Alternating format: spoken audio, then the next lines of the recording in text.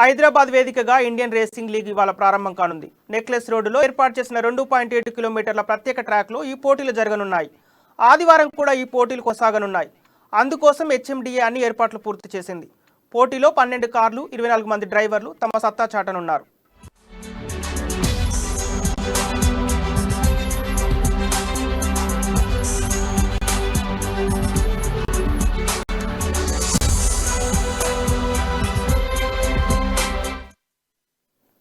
ఉత్కంఠభరితంగా సాగనున్న ఈ పోటీలను వీక్షించేందుకు ప్రేక్షకుల కోసం ట్రాక్ మార్గంలో 7 గ్యాలరీలను ఏర్పాటు చేశారు. సుమారు 7,500 మంది ఈ ఈవెంట్ను వీక్షించనున్నారు. ఇప్పుడు జరిగేవి ఇండియన్ రేసింగ్ లీగ్ పోటీలు మాత్రమేనని, ఫిబ్రవరి 11న ఫార్ములా ఈ కార్ రేసింగ్ జరుగుతుందని హెచ్జిసిఎల్ ఎండి సంతోష్ తెలిపారు. ట్రాక్ మార్గాన్ని పరీక్షించేందుకు కూడా పోటీలు దోహదం చేస్తాయన్నారు. ఈ సందర్భంగా పటిష్టమైన భద్రతా ఏర్పాట్లను చేపట్టినట్లు వారు పేర్కొన్నారు. డిసెంబర్ 10, 11 తేదీల్లో మరోసారి ఈ పోటీలను మళ్లీ నిర్వహించనున్నట్లు వారు తెలిపారు.